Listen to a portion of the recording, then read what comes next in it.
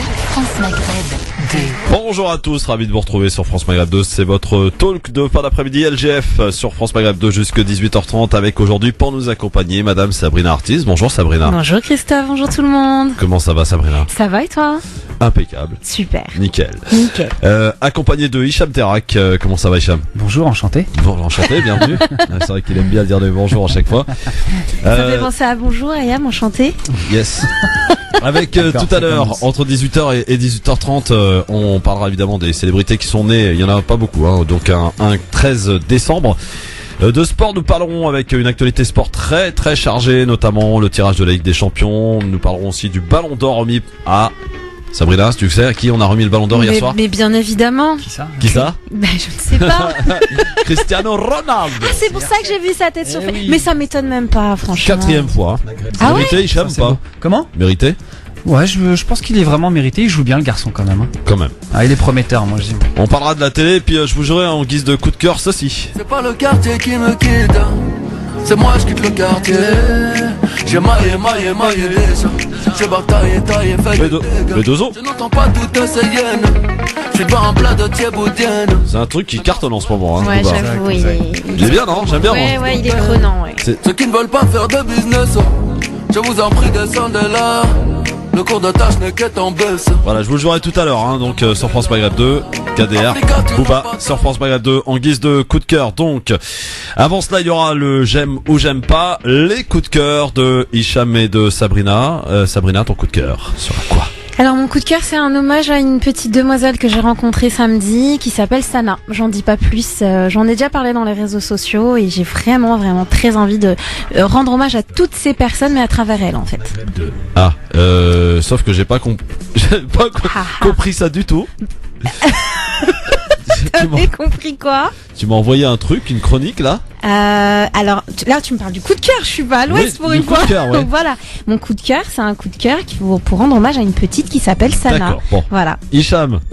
Écoute, moi, mon petit coup de cœur, c'est ce qui se passe en ce moment. Il y a un garçon Ouais. qui a acheté un appartement pour des sans-abri. Ah ouais. Voilà.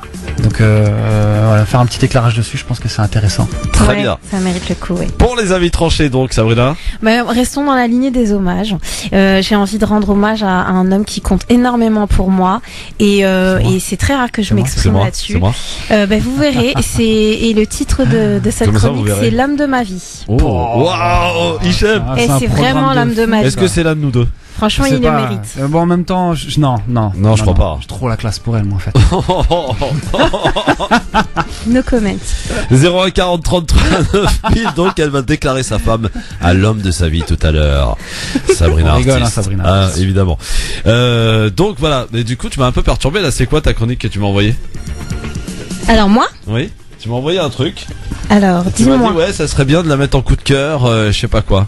Ah oui, tout à fait. Alors du coup, Donc c'est bon, j'ai pas rêvé, donc je suis bien dans... merci chers auditeurs, chères auditrices. Donc on va assister à deux coups de cœur parce que maintenant que je me suis engagée à parler d'elle, je vais parler d'elle, mais très rapidement. Voilà. Et sinon, effectivement, merci de me rafraîchir la mémoire. En même temps, j'ai dormi à 3 heures. Donc, mon coup de cœur, C'est ce 15 ta vie, hein. mon coup grave, de cœur, grave. mon coup de cœur. Effectivement, c'est au lendemain de ce qui s'est passé à Alep. Ouais. J'ai fait une vidéo cet été en fait par rapport à ce qui s'était passé, les attentats. Pendant le ramadan. Tout à fait, en plein Ramadan. Ouais. Et j'ai presque envie de dire malheureusement, c'est encore de circonstances. Ceci étant, j'ai eu beaucoup de retours positifs. En fait, on a besoin un petit peu de ce côté fédérateur et unificateur. Et je pense que c'est ce discours, en tout cas, que j'ai eu pendant le Ramadan, reste de circonstances. Et j'avais envie de le partager à la suite de ce qui s'est passé à Alep, tout autant d'ailleurs qu'en Birmanie. Mais je tiens, s'il te plaît, parce qu'elle nous écoute, à donner un petit coup de cœur à cette petite Sana, tu comprendras Non mais y a pas de pourquoi. problème. Mais voilà, moi j'ai un truc, j'ai un conducteur et voilà, je C'est comprends plus vrai. rien au bout d'un moment. Je l'ai court-circuité. Voilà, et justement C'est d'Alep, pas on va en comme moi. parler. Alep qui s'effondre et l'armée de Bachar al-Assad qui triomphe. L'armée syrienne est en passe de reprendre la totalité de la ville et les civils ont passé sans doute leur pire nuit depuis le début de la guerre. Ils font état d'exactions, de massacres à l'arme blanche. La France appelle les Nations Unies à faire toute la lumière sur la situation en cours. Nous y reviendrons bien sûr et puis nous parlerons de François Fillon. Vous vous rappelez de François Fillon, le candidat à la primaire C'est qui, de ça la droite qui avait promis de réformer totalement la sécurité sociale, etc. Et bien voici maintenant le Fillon candidat à la présidentielle, sauf que il y a quand même quelques nuances à porter. C'est sûr. C'est dans le Figaro ce matin, on en reparlera évidemment. Et on parlera de cette réunion qui avait lieu hier à la place Beauvau, au ministère de l'Intérieur, sur le dialogue avec l'islam de France. Ils étaient tous là-bas. Bernard Cazeneuve, qui était donc le ministre de l'Intérieur, qui avait donc initié cette opération, a donc transmis le relais au nouveau ministre de l'Intérieur. Vous savez qui c'est, le nouveau ministre de l'Intérieur? Oui. On a oublié son nom, mais on sait qui c'est. Bruno Leroux. Le maire. Le maire, non, c'est pas vraiment de ce secteur-là. C'est pas le même. C'est pas le même, absolument. Donc nous en reparlerons bien entendu. Vous êtes invités à nous appeler au 01 40 33 9000 si vous souhaitez vous aussi évidemment réagir sur France Maghreb 2, mais pour l'heure voici le zapping. Hop, c'est parti. On y va. Le zapping, les meilleurs moments qu'il ne fallait pas rater à la télé, à la radio, sur internet, et retour sur une provocation d'un humoriste. Était en 81 à l'occasion des présidentielles, l'humoriste Coluche, qui a fait ça comme un gag au départ et vite grimpé dans les sondages au tel point de faire peur aux hommes politiques de l'époque. La provocation est quand elle n'est pas gratuite, quand elle est bien faite, quand elle a du sens, est un véritable plaisir. Les humoristes sont des sales gosses. Nous sommes des bouffons du roi. Ils s'amusent effectivement à titiller le chef, le président. Évidemment. C'est le plus gros client, donc nous on s'attaque au plus gros client. Coluche a de plus en plus envie de se présenter à l'élection présidentielle. Au début, c'était une sorte de boutade. Coluche a poussé la provocation jusqu'à l'absurde. Le bouffon qui se moque de la classe politique leur dit « chiche » en 1981.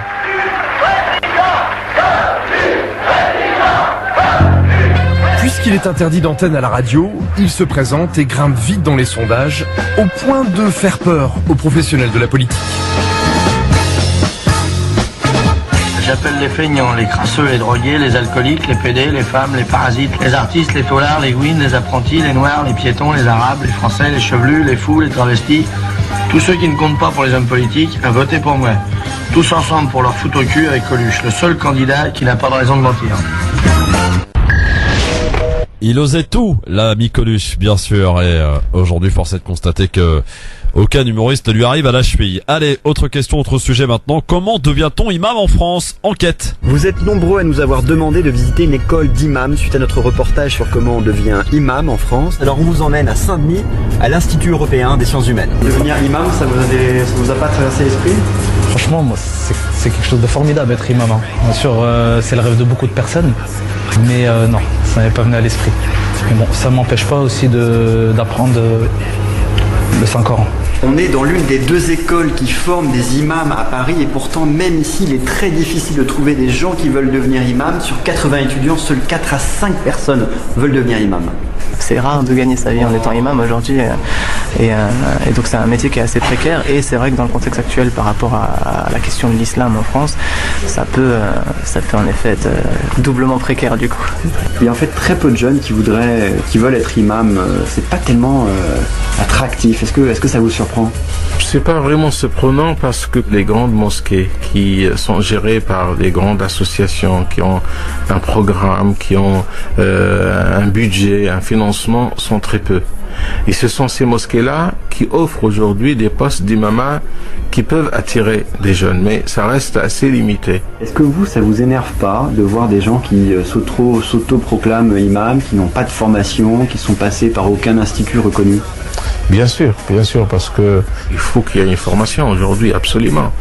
Et la formation aussi, il faut qu'elle soit une formation, je dirais, reconnue dans le sens qu'elle est une formation théologique, mais aussi en relation avec la réalité et le contexte. Le contexte, c'est la réalité sociale, c'est la connaissance des lois, c'est la connaissance des institutions.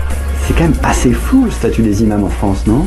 C'est pas un travail répertorié en fait. Voilà. Dans le droit français. Tout à fait. C'est-à-dire. C'est quand même bizarre ça, non? Pour le moment, on engage un imam à titre d'enseignant ou animateur ou éducateur. Et du coup, ça donne pas le vrai titre de l'imam en tant qu'imam qui remplit cette fonction en tant que ministre de culte. Et pendant ce temps-là, Arnaud Montebourg, candidat à la primaire de gauche, est parti faire une petite étape en Algérie ce week-end. Pourquoi est-il allé en Algérie ? C'est un message d'avenir que je suis venu apporter aux autorités gouvernementales d'Algérie en leur disant que les relations sont bonnes mais que nous pouvons faire beaucoup mieux, beaucoup plus ensemble et notamment nous déployer sur la stabilisation, la sécurisation, le développement économique de l'Afrique. On ne traitera pas les problèmes migratoires de façon policière ou militaire. On les traitera parce qu'on aura réussi à stabiliser des populations qui veulent fondamentalement de la paix et du pain. Voilà, c'était Arnaud Montebourg, il était en Algérie, donc tout au long de ce week-end, il a été du côté de Oran, Alger, il a rencontré d'imminents responsables en Algérie. Hichem et Sabrina, est-ce qu'il y a un truc qui a relevé votre attention ? Coluche. Bah ouais. Ouais. T'imagines ça aujourd'hui, ça serait mortel. Hein. Ouais, c'est ce que j'allais dire. En fait, Je sais pas j'allais si c'est dire possible que encore. moi, je trouve que c'est tristement encore d'actualité. Non, oui, mais Ah que- oui, qu'un- qu'un Son d'accord. ministre discours est propose, en fait, c'est ça, tristement tu vois encore ce que je veux dire Oui, enfin, je sais que il y a eu Nicolas Hulot, pas un humoriste, hein, mais en Ouais. tout cas, Ouais, non, c'est pas vraiment un humoriste. lui. Non, attendez, je m'explique. C'est-à-dire qu'il y a eu des personnages hors politique qui ont quand même essayé de suivre un peu cette lignée, mais ce que je voulais dire, c'était surtout le discours. Au-delà de l'aspect humoristique, Ouais. il y avait des vérités qui, aujourd'hui, sont encore d'actualité. Et C'est sûr. c'est magnifiquement effrayant. Oui, c'est ça, magnifiquement effrayant. Hichem, ça te tente pas, toi ? Tenter Écoute, non, l'expérience ? déjà Non d'une parce que j'ai pas le talent de Coluche, mais en tout cas. C'est clair. Et bim. Ouais. Non, non, plus sérieusement. Non, très sérieusement, aujourd'hui, c'est vrai que il y a de quoi faire entre guillemets. Je pense que le terrain s'y prête pour qu'on puisse tous monter des listes citoyennes, par exemple, sans parti pris pour un parti, façon de parler. Ouais. Mais ce qui m'étonne, c'est que on est perdu un petit peu cette manière d'être engagé de la part des grands artistes, que ce soit chanteurs, comédiens. Alors, par exemple, si tu compares la situation française aux États-Unis, tu sais que là-bas Hollywood est très. Si, on avait très, Mireille très... Mathieu qui avait soutenu. Oui, je me Sarkozy, souviens. Faudel. Doug Gynéco. Voilà. Ah ouais. Non, mais tu vois ce que je veux dire. En fait, Il avait c'est dû ça le fumer un truc. pétard de trop, lui. C'est que je trouve que c'est dommage qu'on ait perdu ça en fait. Tu trouves ? Je trouve qu'on l'a perdu. Tu penses qu'un artiste doit forcément avoir comment dire, doit forcément soutenir un candidat. voilà, merci, doit forcément soutenir un candidat, Pas forcément soutenir un candidat, mais peut-être un rôle appeler- citoyen, voilà, peut-être. un rôle citoyen, tu vois. Dieudonné l'avait fait, il avait tenté de se présenter à la présidentielle. Ouais. Dieudonné qui C'est d'ailleurs, vrai, ouais. entre parenthèses, a été condamné à 8 mois de prison avec sursis pour avoir tiré avec un flashball sur un huissier. Normal. Mais Ça qu'est-ce va qui se pas passe bien, en hein. fait? Il s'est dit, attends, là on parle trop de Soral et tout, donc moi c'est aussi ça, je en vais faire fait. parler de moi ou c'est Ça- quoi? Merci d'être avec nous sur votre radio France Maghreb 2. On est là et en direct, bien sûr, pour le grand forum jusque 18h30. LGF sur France Maghreb 2, comme tous les jours, avec aujourd'hui Sabrina Artis pour nous accompagner, Hicham Terak aussi, et vous, chers Bonjour. amis auditeurs, 01 40 33 9000. Bien sûr, c'est le numéro de pense aux téléphone gens qui que prennent vous allez la- pouvoir l'émission composer en cours, en fait. dans un instant pour évidemment échanger avec nous, parler d'actu. Et l'actu aujourd'hui se concentre notamment du côté de Alep en Syrie. On y reviendra. J'ai passé en tout cas une bonne partie de la soirée hier sur les réseaux sociaux. Malheureusement aujourd'hui, malheureusement, heureusement, je sais pas, la guerre c'est en direct. Hein. Aujourd'hui sur Oui. Twitter par exemple, Oui, ça oui, se oui. passe sur Twitter. Voilà. On verra cela dans un instant. C'est bon. Est-ce que vous êtes prêts? Sabrina est prête. Yes. Il me semble que Sabrina est prête. Yes, hein. yes. Est-ce que Sabrina est prête? Sabrina, elle est quasiment prête. D'autant ouais. plus qu'elle va nous livrer un avis tranché important. On va ainsi être ainsi une petite déclaration aujourd'hui à l'homme de sa vie. Le problème c'est qu'on sait pas qui c'est. Si je tombe sur ma chronique qu'Hicham est censé avoir, n'est-ce pas? Les aléas du direct. C'est quoi vos petites embrouilles là entre vous là? Je comprends pas bien. Non, ça c'est pas du tout Ça, salut c'est pas papa, non. Oh là là là là là là là là. Donc voilà, ça sent Bonjour, les bonjour, chroniques ça super va, bien ça va. préparées. Non, elle est prête, mais je Mais crois pourtant, qu'il je l'ai l'a reçue, peut-être tu vois. pas- Alors écoute, on va commencer par Hicham. Bah ok, c'est pas ça ça? Non, ça c'est non, c'est non. Bah, Voilà. bien fait pour toi Hicham. Hop. Bon, allez, vas-y. 4, 3, 2, 1, 0. Si l'on fait quoi que ce soit, c'est la mise à pied. Alors piétinez-moi, allez-y. Ah, moi ton avis tranché Hicham va bien me plaire je crois. Parce Voilà, que exactement. on va parler de la télé poubelle. Voilà, la télé poubelle. Je pense que tout le monde regarde la télé ici. On est d'accord? Non, ok. Alors, attention, c'est parti. La télé-poubelle, qu'est-ce que c'est ? D'abord, la télé-poubelle est un petit terme péjoratif désignant l'ensemble des programmes télévisés jugés comme ayant une valeur culturelle moindre ou nulle par rapport à l'ensemble des émissions télévisuelles proposées. Belle phrase, ça c'est Wikipédia qui le dit. Et pour illustrer ces propos, voici une petite liste d'émissions. Love Story, Nice People, Secret Story, Première Compagnie, La Ferme Célébrité, Koh-Lanta, Pékin, Pékin Express, Bachelor, je sais pas pourquoi le jingle, L'amour est dans le pré, Marjolaine les millionnaires, Les anges de la télé-réalité, L'île de la tentation, Les ch'tis et les Marseillais. Et bon, je m'arrête là, mais bon, je pense que vous avez tous compris. Ah, ça mérite un buzzer, je suis désolé. Et oui, avec tous ces programmes, c'est l'audimat à tout prix. Du scandale, du spectaculaire, du sensationnel avec des mecs baraqués, musclés, des filles bien trop peu habillées, à la pudeur très légère, mais attention, physiquement intelligente. Et vous êtes sur Énergie 12, par exemple. Attention, je n'ai rien contre Énergie 12, hein, ok? D'accord, je vous assure que j'ai absolument rien. C'est tellement vrai. Jeu de mots, Énergie 12, tellement vrai, ouais, il y a de l'humour, vive l'humour. Ok, c'est bon. Donc l'objectif étant de vous coller à l'écran comme une bonne grosse mouche sur une bonne grosse moisissure dans une poubelle marseillaise, un jour de grève des éboueurs. Ça, c'est moi qui le dis. Je vous parle de ceci car aujourd'hui j'en ai assez qu'on casse du sucre sur le dos d'un animateur. C'est simplement Cyril Hanouna. Voilà, je cite Cyril Hanouna. Oui, non, pas que je suis tout à fait en accord total avec son émission ou que je la suive, mais j'en ai marre d'entendre les gens dire avec TMP, c'est le niveau 0 de la télé. Non, je suis vraiment pas d'accord. Pourquoi ? Car Cyril Hanouna n'est tout simplement que la suite logique des émissions que Big Brother nous vend depuis des années. Aujourd'hui, avec la télé, n'importe qui peut devenir une célébrité. Le talent, c'est perdu. Le respect aussi, au passage. Et oui, c'est facile de tout lui mettre sur le dos. Il y a pire que lui. Allez, tenez.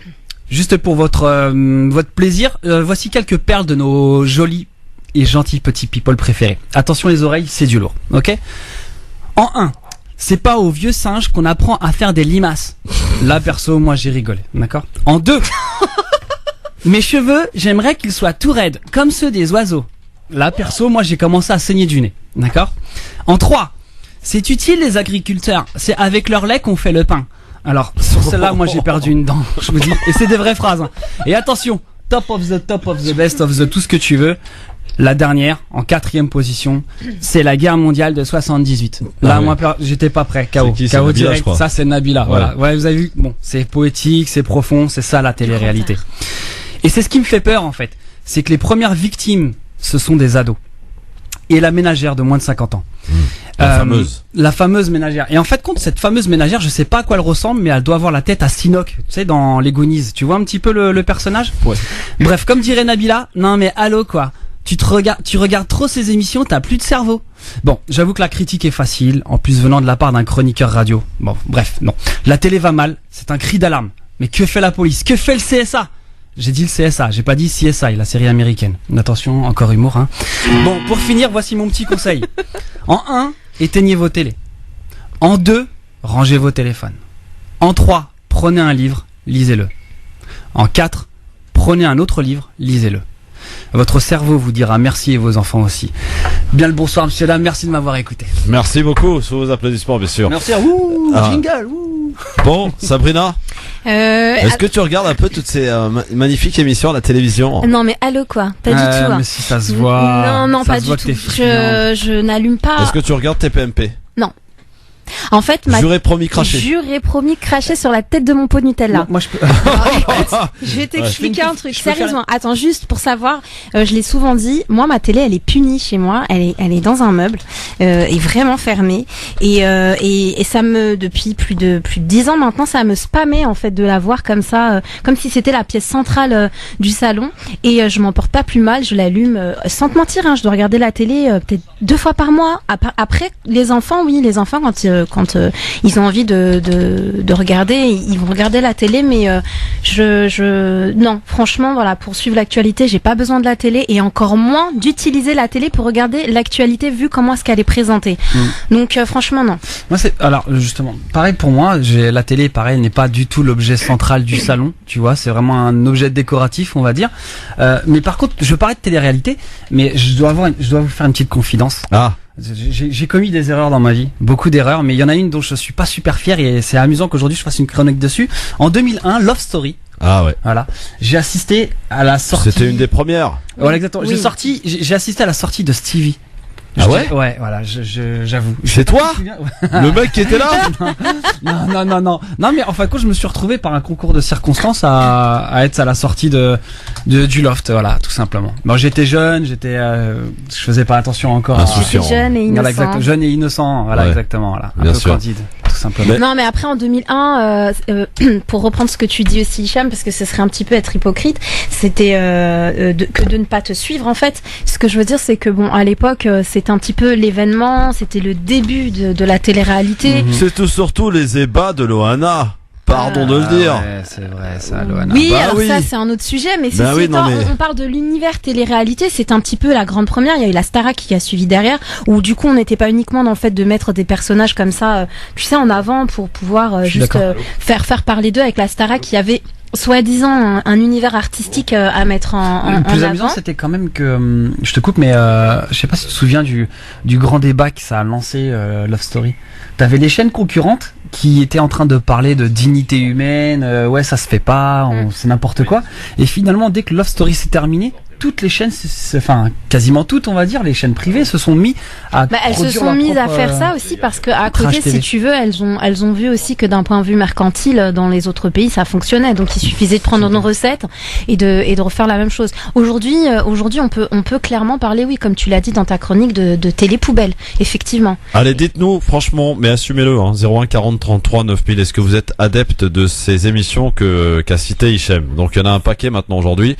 Entre l'apparition de cette émission dont on faisait référence en 2001 sur M6, ça a été le grand départ de la télé-réalité. La télé, c'est même pas le terme d'ailleurs exact, hein, parce que la télé-réalité, à la limite, c'est ce qu'on peut voir peut-être dans des reportages en immersion sur des sujets bien précis. Ça, c'est de la télé-réalité pour montrer la réalité des choses. C'est de la télé irréelle là pour moi, tu vois. C'est tout sauf de la réalité.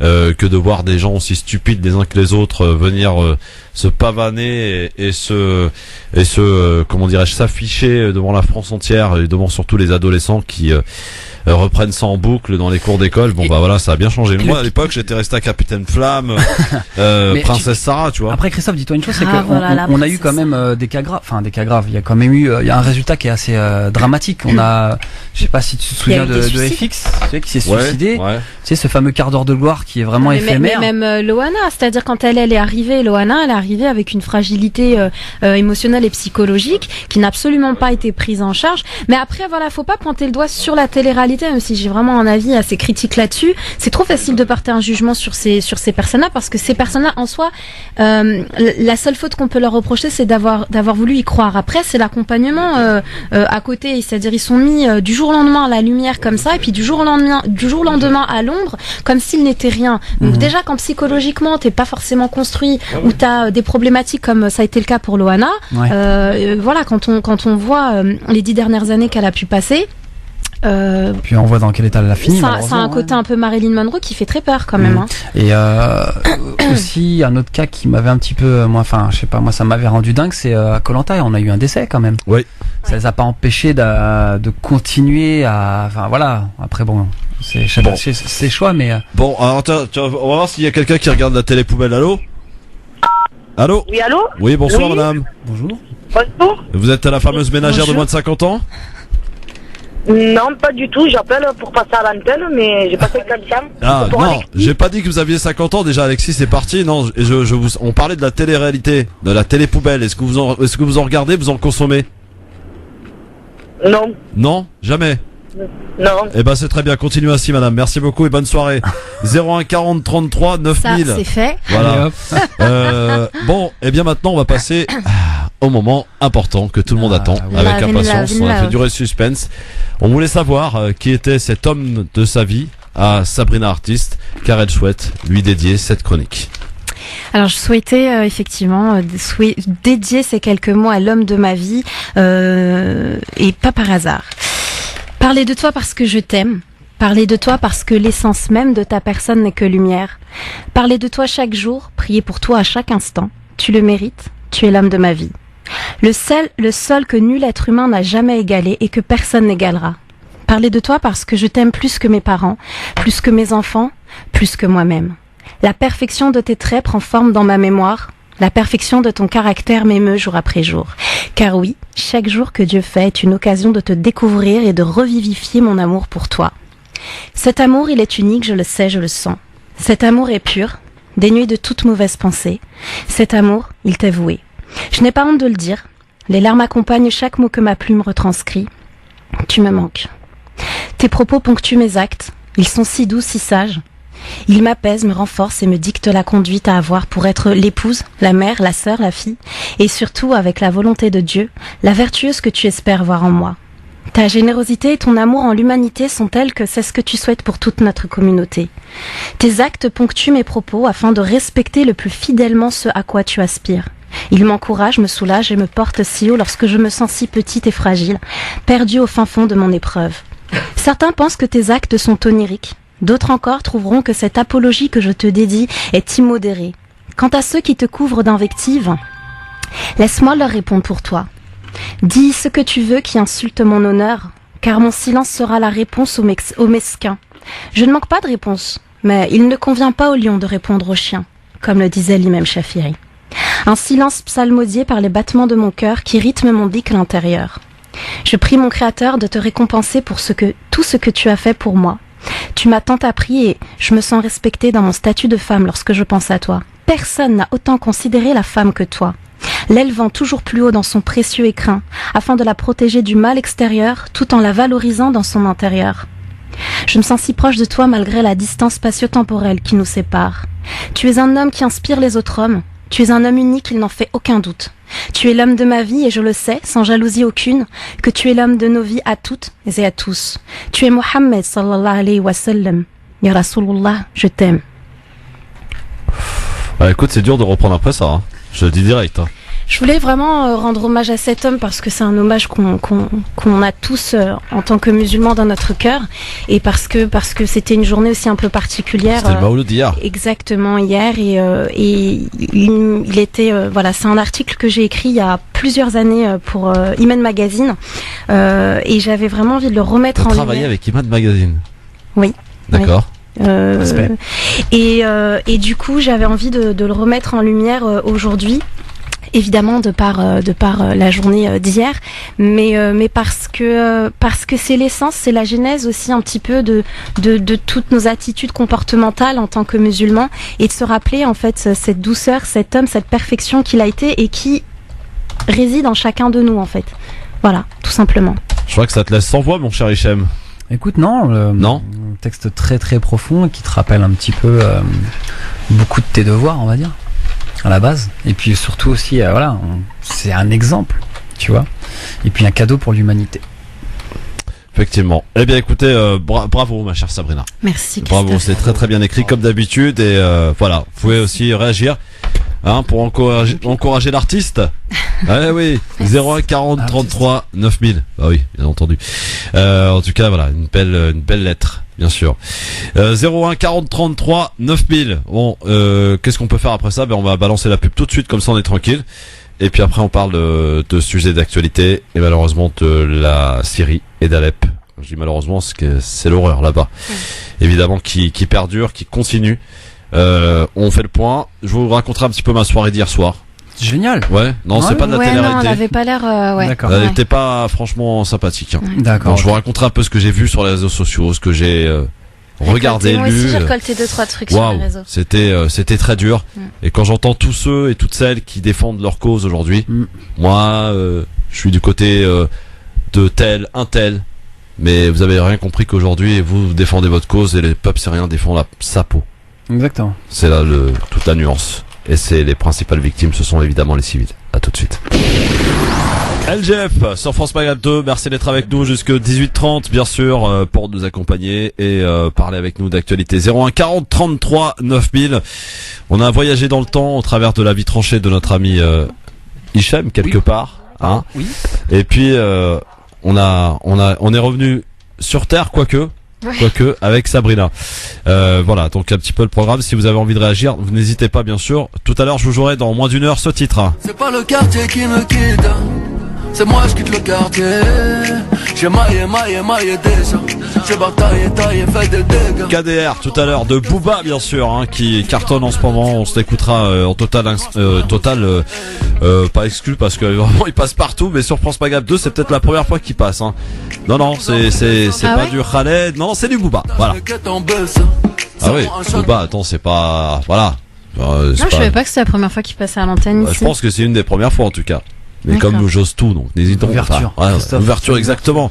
Et n'hésitons pas. Oh tiens, un appel au standard. Allô, bonsoir. Je prends totalement au hasard. Bonsoir, Qui est là? Christophe, et bonsoir à vos invités. Bonsoir, quel est votre prénom, monsieur? C'est Abdelrahman de Paris. Abdelrahman de Paris, oui, c'est une émission c'est en direct live. Hein. Voilà, je vous prends en direct. Vous appelez 01 40 33 9000, je vous prends. Et on vous écoute. Qu'est-ce qui se passe, Abdelrahman?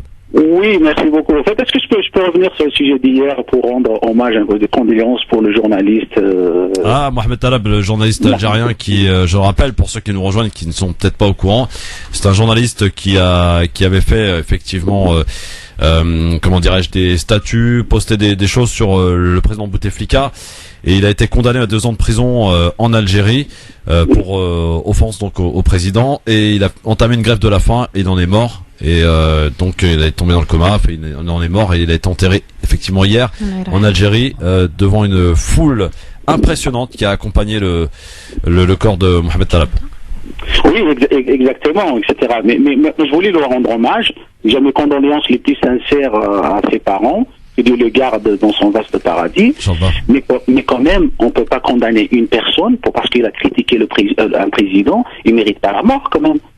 Alors moi je pose une question. Le défi de la démocratie. Je pose une question d'une manière générale. Oui. Une personne qui a violé la Constitution, il a violé la Constitution, ça veut dire il a violé 40 millions d'Algériens. Aujourd'hui il est président. Et une personne qui a critiqué juste le président, elle a critiqué la personne, aujourd'hui il est mort. Et en plus, nous ce qu'on demande, on demande une enquête sérieuse. Mais quelle enquête? Moi j'ai lu le communiqué de la prison, le communiqué officiel, en disant c'est lui qui a provoqué sa mort. Parce qu'il était malade, il a fait la grève de la faim, donc quelque part, il s'est suicidé. Or que nous, dans quelque part, c'est ça qu'ils vont conclure, comme quoi il s'est suicidé. Parce que la personne, il a fait la grève de la faim pour dire que ma place, c'est pas ici, c'est pas en prison, parce qu'il était malade, il était gravement malade. Donc, si on était dans une vraie justice, pourquoi on condamne un malade pour 2 ans de prison ferme parce qu'il a critiqué le président? Mais c'est scandaleux. Moi, je suis outré, je suis scandalisé qu'on condamne des journalistes à 2 ans de prison ferme. En plus, on les laisse mourir en prison et puis on dit c'est de sa faute. C'est de sa faute parce qu'il a critiqué le président. Or que le président, il a violé 40 millions d'Algériens. Oui, vous l'avez rappelé tout à l'heure parce que vous faites référence évidemment au changement de constitution pour permettre à Bouteflika de briguer un 4e mandat. Un 4e mandat, oui, parce que la constitution, un 3e mandat, c'est même pas un 4e mandat, parce que la constitution algérienne, elle stipule qu'un président, il n'a pas le droit de faire plus de 2 mandats. Ouais, c'est ça. Et je crois même que d'ailleurs, il a changé carrément la constitution. Ça veut dire il a violé 40 millions d'Algériens. Abdelrahman, je crois même d'ailleurs que la constitution a été une nouvelle fois changée et que le prochain président algérien ne pourra faire que 2 mandats. Que 2 mandats, parce qu'il a fait une constitution sur mesure. C'est une constitution à la carte, bon, voilà, écoutons. À la carte, mais bon, et aujourd'hui, on nous dit que c'est de la faute de Mohamed Talab d'avoir critiqué le président. Mais c'est très très très grave. Merci Abdelrahman, merci à toi en tout cas pour ton appel, à très vite. Bien sûr, à Ahmed. Bonsoir Ahmed. Salam alaikum Christophe. Bonsoir. Bonsoir à vos invités. J'ai oublié les prénoms de chacune et chacun. Sabrina et Hichem. Dites-moi Ahmed, est-ce que vous avez écouté l'avis tranché de Sabrina? C'est pour ça que, entre autres, j'appelle parce que au début, j'étais un peu circonspect, j'étais interdit, je me suis dit, mais c'est pas possible que Christophe permette à quelqu'un de faire l'éloge de son mari, puis petit à petit, allô? Oui, non, je vous écoute, je fais des commentaires. Et au fur et à mesure qu'elle avançait, je me dis, elle parle de son mari. J'étais jaloux, je me suis dit, pourquoi ma femme parle pas comme ça? Excellent. J'ai trouvé que c'était magnifique. Masha'Allah, Masha'Allah, Masha'Allah. Sabrina, franchement, ce texte-là, il faut vraiment comment dirais-je, le donner. Enfin, du moins, quand je dis la radio, est-ce que c'est possible d'avoir ce texte? Il est tellement beau. Il est disponible. Merci beaucoup. Il est disponible en ligne sur le site Iman Magazine. Et puis sur ma page Facebook, Bon, je crois que je vais demander à ce qu'on le mette sur la chaîne YouTube, celui-là. Ah oui, non, mais mettre mon texte sur la télé-réalité, non. Non, on s'en fout à mettre de la télé-réalité, lui. Non, c'est pas ça, mais ce sont deux sujets complètement différents. Et c'est vrai que c'est un peu de circonstance aussi. Avec tout ce qui se passe aujourd'hui, il y a une, j'irais pas jusque dire une sorte de schizophrénie dans notre façon de pratiquer la religion, mais c'est très difficile. Si, vas-y, ose. Sans tomber dans le discours victimaire, parce que c'est absolument pas ce que je prône. Mais c'est vrai qu'aujourd'hui, on a un peu cette difficulté et c'est hyper important de se réapproprier un petit peu la base, l'essence. Et aujourd'hui, c'est devenu presque une tare d'aimer déjà. Et c'est très difficile d'aimer de manière pure et cristalline. Et il faut revenir à la base. La base, c'est cet amour, cet homme. C'est l'eau que je bois d'ailleurs, t'as raison. Vous avez d'ailleurs un invité, je sais pas, c'est hier au Ronclair, qui a parlé des leaders, les gens qui louangent de leur leader. Et c'est vrai que nous avons l'exemple magnifique de notre prophète Mohammed sallallahu alayhi wa sallam, mais on n'en parle pas beaucoup, je veux dire, à part bien sûr lorsqu'on fait des rappels par rapport shahada ou à chaque fois bien sûr ponctué par sallallahu alayhi wa sallam. Mais en vérité, c'est l'exemple même que Dieu a choisi. Je veux dire, dans le nom, il est pratiquement il est accolé à celui de Dieu, et on n'a pas justement, c'est-à-dire cet amour, on le déclare pas suffisamment. Enfin, à mon sens, bien évidemment, je veux dire par rapport à ce magnifique prophète.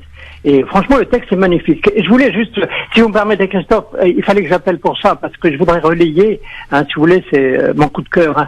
Je voulais relayer. Ah, si les auditeurs se mettent à avoir des coups de cœur maintenant, on n'est pas. Non, mais ça veut dire que les auditeurs sont vraiment en totale connexion avec l'émission. Ça fait plaisir. Tiens, pardonnez-moi de vous couper, Ahmed. Je vous laisse finir après, juste après. On fera l'expérience à partir de lundi prochain. Un auditeur par jour pourra faire un avis tranché de son choix.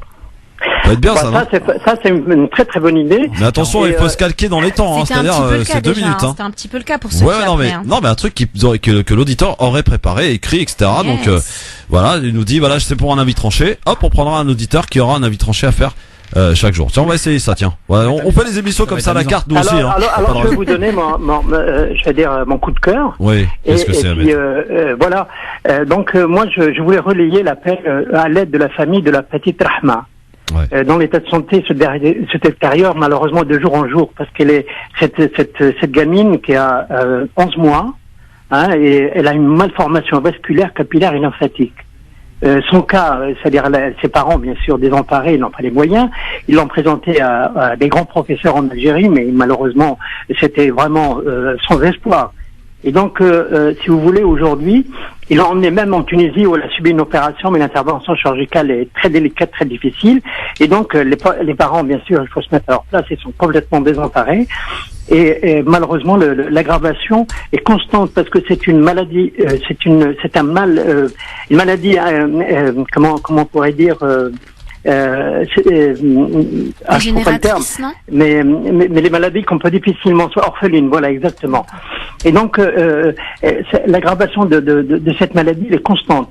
Et l'état de santé de cette fille, à cause de malheureusement cette malformation, elle devient dangereuse pour sa vie. Et donc les seules informations que j'ai, je veux dire, pour qu'on puisse joindre les parents, c'est un numéro de téléphone les parents, on peut les joindre par Viber parce que c'est le seul moyen. Et puis j'ai un site aussi. Alors le site, si vous me permettez, Christophe, je le donne. C'est Baraa, B-A-R-A-A, Soujoud, S-O-U-J-O-U-D, @gmail.com. Alors je répète, B-A-R-A-A, S-O-U-J-O-U-D, @gmail.com. Bien sûr, au minuscule. Et le numéro de téléphone que j'ai à ma disposition, si les gens disposent de Viber, ils peuvent appeler les parents. Donc, bien sûr, avec le 00213 799 443 644 pour justement avoir les informations nécessaires pour pouvoir aider, parce que ses parents veulent ramener cette fille en France. Et ils ont je crois qu'ils ont un compte bancaire à la Bred ou je ne sais quoi, parce que moi j'ai pris l'information comme ça. Rappelez-nous le numéro. Pardon? Rappelez-nous le numéro de téléphone. Alors, 00213, parce qu'on ne peut pas appeler 07, ça va coûter quand même beaucoup d'argent pour les gens. C'est 00213 799 443. 443, hein, c'est ça? 400, alors, 799 443 644. 644. Voilà, et pour terminer, Christophe, ce que vous faites comme appel pour justement encourager les gens à aller voter, c'est quelque chose de magnifique. Je vous en remercie d'ailleurs, et je remercie la radio et tous ceux qui ont prêté leur voix. Mais ce que j'aimerais aussi, si vous me permettez, Christophe, de vous faire une petite remarque, c'est essayer de voir quelles sont les retombées de ce que vous faites. C'est-à-dire que vous, je dis pas toute une émission, mais demandez aux gens, c'est-à-dire qu'écoutez le message pour savoir s'ils ont fait la démarche pour aller s'inscrire, etc. Parce que ça, on ne le sait pas. Ouais, c'est bien ce qui est fait, mais on ne sait pas ce qui se passe. Et ça serait bien qu'un jour, vous fassiez ça me donne une idée pour que les gens puissent appeler pour dire comment non, ça me donne une idée, Ahmed, votre truc. Pour aller s'inscrire, etc. S'ils ont inscrit leurs enfants. Ahmed, ouais. Ça me donne une idée, votre truc. À partir de lundi prochain, seuls les auditeurs en possession d'une carte électorale pourront intervenir. Non, tu peux pas faire ça. Tu peux pas. Voilà. Tu peux pas. Tu non, peux mais pas. c'est un parallèle avec la vérité. Non, non, mais voilà pourquoi tu peux pas. Bah attends, je me fais l'avocat. Je fais ce que je veux, c'est mon émission. Effectivement, mais tu me permets de ne pas dans une niche, dans le sens où ce que je veux dire, c'est qu'il y a des personnes qui ont envie de voter, qui ne savent pas encore, et ces gens-là, il faut pas justement les brider. Il faut justement leur donner l'occasion de comprendre pourquoi il faut aller voter, tu vois? Non mais d'accord, mais ça... Pardon, c'est-à-dire c'est la première démarche. Je ne demande pas pour qui aller voter. Non, j'ai parlé de la carte. J'ai dit ce que je te dis. Il y a des gens qui pourront pas voter. Bien évidemment, mais il y a des gens qui encore aujourd'hui hésitent, ne savent pas, ne comprennent pas aussi l'intérêt, notamment les plus jeunes, et le fait de faire ça, c'est quelque part aussi les laisser dans cet enfermement. Voilà ce que j'entends par là. Oui, mais les jeunes, si vous m'entendez, appelez même si vous n'avez pas votre carte pour qu'on puisse en discuter. Ah non, et mais ça essayer c'est une boutade de la part de Christophe. Une boutade, vous me connaissez mal. Ce soir sur Twitter. Non, moi, hashtag j'ai pas ma carte mais j'appelle quand même. Voilà, hashtag j'ai pas ma carte mais j'appelle quand même France Maghreb 2. Voilà, c'est ça. Ouais. Bon. Il faut que les gens appellent pour dire justement s'ils ont fait la démarche, s'ils ont emmené leurs enfants s'inscrire. C'est l'inscription, c'est avoir une carte pour pouvoir voter. Si on l'a pas à la fin du mois de décembre, ça veut dire qu'on peut pas voter pour les présidentielles, c'est clair. Et les législatives, attention, très important. Sinon, pour revenir très rapidement... Ahmed, ça fait quand même un quart d'heure qu'on est ensemble là. Ahmed, Coluche était une institution. Ah oui. À lui tout seul, il pouvait tout se permettre. Ouais. D'ailleurs, à l'époque, il y avait le chanteur là qui est mort avec Thierry Sabine, comment il s'appelle? Daniel Balavoine. Pardon? Daniel Balavoine.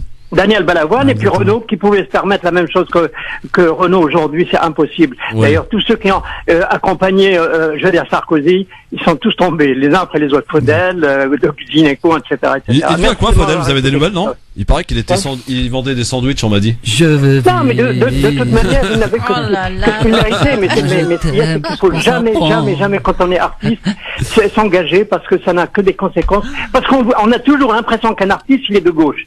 Et que si on est de droite, c'est pas faux, ça. On n'a pas d'avenir, etc. Vrai. Bon, moi, je m'en fous. À la limite, Sarkozy, c'est pas ma tasse de thé, encore moins Faudel et Gynéco. Mais ce que je veux dire par là. En tout cas, il envoie à votre santé du thé, hein. Difficile. Et ceux qui aujourd'hui sont des grandes vedettes comme Renault ou comme certains, je veux dire, qui ont soutenu Sarkozy, ils le disent, ils le répètent, ils le crient, et à la limite, ils sont indéboulonnables. Hein, ouais. Merci Ahmed. Salut, à bientôt. Bon, notre ami Ahmed, il était presque chroniqueur. Il avait des choses, il en avait gros sur la patate. Qu'est-ce qu'il y a non, Sabrina, attends, on va mettre les choses au clair, toi et moi. Mais dis-moi. Pourquoi ça t'offusque le fait que je dise à partir de lundi prochain, seuls les gens en possession d'une carte électorale interviendront à l'antenne? Attention, je fais une différence et une nuance, hein, ceux qui ne peuvent pas avoir la carte électorale. Bien sûr. C'est-à-dire ceux qui n'ont pas la nationalité française. Qui ne font pas la démarche de vouloir faire la carte alors qu'ils peuvent. Qui n'ont pas la nationalité française. Oui. Alors, offusquer, c'est un grand mot. Tu me connais suffisamment pour savoir que j'ai tendance à vouloir unifier et fédérer. Non, mais à un moment, il faut agir. Tu me poses une question, je te réponds. Oui. Je trouve, et encore une fois, comme tu l'as si bien dit, c'est ton émission. Ceci étant, je suis invitée dans ton émission, donc je vais te donner et suggérer le fait que, pour parler très sérieusement, il y a des personnes aujourd'hui qui ne savent pas l'intérêt qu'il peut y avoir à voter, même si on les bassine avec. Ça vous paraît très très simple. Même pas notre génération, la génération d'en dessous, parce que dans la nôtre, les gens qui ne vont pas voter sont des gens désabusés. Ceux qui sont en dessous ne comprennent pas. On en parlait tout à l'heure avec l'histoire de la télé poubelle. Il n'y a pas de télé-réalité où on explique pourquoi aller voter. Il n'y a pas de télé-réalité où voilà, on explique un petit peu s'il faut faire un 95D ou un 95F. Encore les bonnes émissions sont programmées très tard la nuit au pire des cas. Oui, c'est ça. Voilà. Donc tout ça pour dire que ce serait dommage en fait de fermer la possibilité à ces personnes d'appeler. Au contraire, moi j'ai envie de dire à ces gens-là, justement appelez, expliquez-nous qu'est-ce qui fait qu'aujourd'hui j'ai pas dit vous ne votez pas. Là ces gens-là, on sait très bien que c'est fait. Moi je parle des gens qui ne savent pas encore à quoi ça peut vraiment servir. Il y a beaucoup de gens qui disent d'accord ouais voter mais pour qui, pourquoi, ça sert à rien. Moi je veux bien mais ça sert à quoi? Mais ces gens-là appelez que nous on puisse vous dire à quoi ça sert, qu'on puisse débattre avec vous et ne pas justement leur donner la possibilité de se dire ah bah t'as pas ta carte, t'appelles pas. Voilà. Bon, Salim, t'as ta carte ou pas? Salim, non, j'ai pas encore. Allez, ciao Salim. À bientôt. Chum, pas Salim. Non, tu vas y aller ou pas t'inscrire? Non, t'es pas sérieux. Salim, est-ce que tu vas aller t'inscrire? Ouais, je vais m'inscrire. Ouais. T'es sûr, hein? Ouais, mais honnêtement, je sais pas pour qui voter, franchement. Ah bah ça me fait plaisir. Quelqu'un qui dit je vais m'inscrire, je sais pas encore, mais je vais aller m'inscrire. T'as le droit de voter blanc aussi, Salim, tu sais? Ouais, je sais. Mais prendre sa carte, de toute façon, c'est quelque chose d'important. Je vais juste finir là-dessus, puisque j'aimerais vraiment que ce message y soit vraiment écouté. Prendre sa carte. Que ce soit aller voter blanc, voter, peu importe, mais prendre ta carte. Ça veut dire que dans la liste, tu fais partie des électeurs. Et croyez-moi, et ça je vous le dis pas par hasard, même si je suis pas une spécialiste en politique, j'ai vu des choses de près. Dans les mairies. Dans les mairies. Les gens, ils prennent ces cahiers, ils regardent qui a voté dans la ville. Et quand ils voient que les Fatima, les Mohamed, les Salim, les Sabrina n'ont pas voté, ils disent ok, ça c'est pas un public intéressant parce que c'est pas un public qui ne veut pas. D'accord? Mais quand ils voient que ces gens-là, on sait pas qui est-ce qu'on a voté, on sait pas si on a voté blanc ou pas, mais on sait qu'on a la carte et il y a marqué à voter. Donc ça veut dire que je vais m'intéresser pour la prochaine campagne à ce public-là parce que c'est un public qui vote potentiellement. Donc je voudrais qu'il vote pour moi. Alors là, voilà pourquoi il faut sa carte. Parfait accord avec toi. Et on a cessé de le rappeler ici. Bien sûr. Ah, donc voilà, c'est très important et il regarde effectivement qui vote. Et il n'est pas important de se mobiliser. Pourquoi le vote blanc n'est pas pris en compte en France? Parce que je sais pas, faudrait poser la question. Sabrina qui a l'air de. Écoute, j'aurais la chance, peut-être d'ici quelques, je sais pas si c'est une chance d'ailleurs, d'ici quelques jours, la possibilité d'interroger. Parce qu'on va, je le rappelle, lancer les invitations pour tous ceux qui vont se présenter à la primaire de gauche. C'est beau. Oui. On va voir, et je tiens un comptable ici devant les auditeurs de ceux qui vont accepter, donc vous le saurez puisque vous les entendrez, mais ceux qui vont refuser, parce qu'il y en a probablement qui vont le refuser. Donc je vous tiendrai informé. On attend nous le 15 décembre de manière officielle pour savoir qui va se présenter à cette primaire pour pouvoir dire lancer l'invitation au Parti Socialiste à cette primaire de gauche.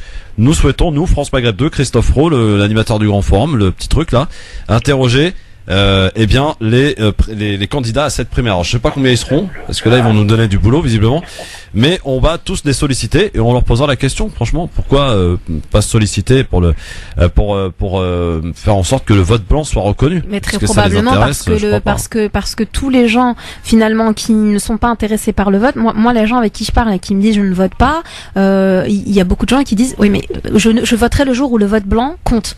Donc ça veut bien dire ce que ça veut dire. Donc aujourd'hui tu sais que si le vote blanc compte, ce serait quand même catastrophique dans un pays comme la démocratie française de voir que le vote blanc a finalement un pourcentage beaucoup plus élevé que n'importe quel parti. À ce moment-là, tu te poses des vraies questions. Ça c'est la version officieuse. C'est vrai qu'on a Salim qui est là avec nous. Bien sûr. Bonjour Salim. Bonjour Salim. Oui. Ça va? Oui, bonjour. Ouais. Qu'est-ce qui se passe, Salim? Et alors moi, je voulais simplement réagir à l'avis tranché de Hicham. Ah, très bien. Télé poubelle. En fait, il a oublié de rajouter une émission, les Miss France. Ah oui, c'est vrai qu'en ce moment c'est un peu le grand débat. Non, c'est pas de la télé poubelle, les Miss France. En ce moment, ça fait débat. C'est vrai que ça fait débat. Et je te rejoins. Certains disent que c'est un petit peu trop vieillot, que c'est pas une super belle image de la femme, surtout aussi. Ça sert strictement à rien. Mais pense aussi à cette France qui Salim, t'es aveugle ou pas? Comment? T'es aveugle ou pas? Oui, je suis aveugle. Ah bah c'est peut-être pour ça. Ouais, puis ça n'apporte. Je sais, il y a ça, et il y a aussi également les styles. Là, j'avais entendu récemment un extrait de l'émission là. Et c'est vrai qu'au niveau culture générale, c'est pas le top. Hein. Ouais. Alors, est-ce qu'on pourra, je prends pas de parti là-dessus, mais est-ce qu'on pourra, à la différence des autres, peut-être se dire, tiens, quand même, elles ont tendance à mettre en lumière les études qu'elles font. Hein, je sais pas si vous avez remarqué. Au même titre que leur maillot de bain. Mais ceci étant, quand tu vas sur Énergie 12, tu vois que le maillot. Si tantôt il y a un maillot. Je m'arrêterai là-dessus.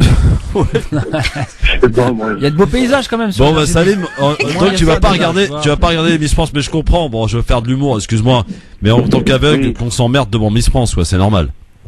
Ouais, c'est sûr. Ouais, c'est sûr, je comprends. J'en ai entendu parler ce matin sur une radio, là, ils en ont parlé. Et c'est vrai que il y a pas mal de gens qui ont dit que c'était plus d'actualité, quoi. Bon, bah en tout cas, t'es dans le RER là, visiblement, hein. Ouais, c'est ça. Bah, allez, bon voyage, mon ami, à bientôt. Salut. Miss France, incroyable. Tiens, ça me laisse, tu sais, quand on parlait de la carte électorale, de vote, tout ça, moi, ça me donne envie d'écouter ça.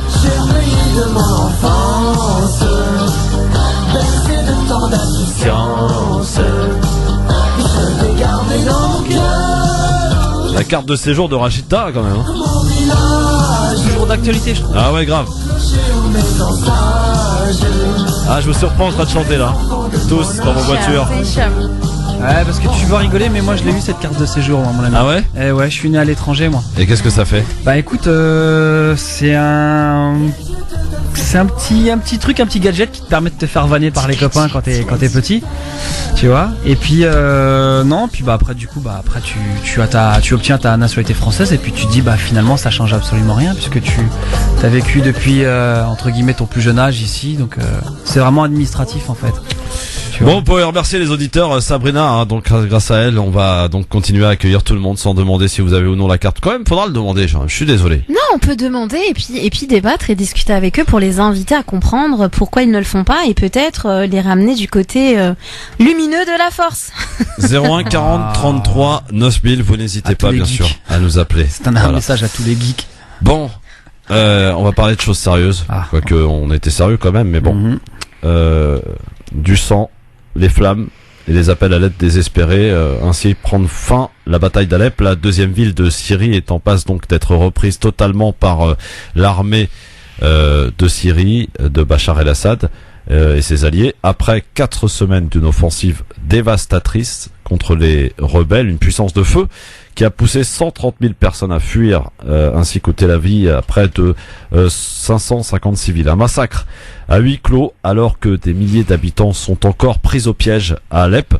Et depuis la nuit dernière, des témoignages d'atrocités que l'on a pu lire sur Twitter notamment, de la part de gens qui sont sur place et qui nous racontaient hier soir, donc quand j'ai pu lire, peut-être avec vous aussi, des milices qui se sont livrées visiblement à des exactions. À Alep, il y a ceux qui rient donc et ceux qui pleurent. Alep Est qui se transforme en fausse commune. Les civils en larmes racontent la sauvagerie. Ils parlent de la fin du monde, de l'apocalypse, du jour du jugement dernier.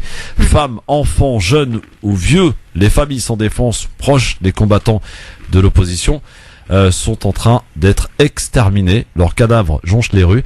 Les miliciens patrouillent et commettent des assassinats à l'arme blanche.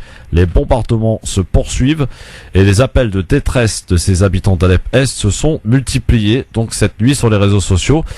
Alors, juste je m'arrête là parce que c'est important. Aujourd'hui, on nous dit qu'à Alep, il n'y a plus d'électricité, il n'y a plus d'eau. Mais apparemment, il y a de la connexion internet. Je me questionne. Je vous laisse peut-être réfléchir là-dessus, parce que tout ça pour dire quoi? Qu'effectivement vous avez ces gens qui sont dans une détresse totale, ces civils qui ont payé un lourd tribut de cette guerre en Syrie depuis 5 ans. Vous avez ces 130 pays qui interviennent en Syrie aujourd'hui sur le terrain, vous les connaissez presque, et puis vous avez donc aujourd'hui cette propagande. Aujourd'hui c'est une guerre sale en Syrie. La guerre n'est pas propre, mais aujourd'hui c'est une guerre sale. C'est une guerre d'image, une guerre de propagande. On se sert de qui? Des civils qui en perdent, je rappelle, qui en paient le lourd tribut. À l'image de cet hôpital que hier soir sur Twitter on nous disait que les troupes de l'armée syrienne sont entrées et ont exécuté tout le monde. Sauf que cet hôpital n'existe plus depuis au moins 3 semaines. Ouais. Donc la propagande, ça suffit. Le problème d'aujourd'hui, c'est que vous avez ces gens qui viennent à coup de 140 caractères sur Twitter donner des leçons de morale. Aujourd'hui, ni moi, ni Hichem, ni Sabrina, ni Tarek Mami, ni vous tous, on est en Syrie ni sur place. On a juste nos relais d'information. Et je suis désolé de vous le dire, nous sommes tous schizophrènes. Pourquoi ? Parce que nous avons ces médias qui sont orientés. Vous allez prendre par exemple Al Jazeera, vous savez de quel côté ils sont. Vous allez prendre, je sais pas, la télé russe, vous savez évidemment de quel côté on est.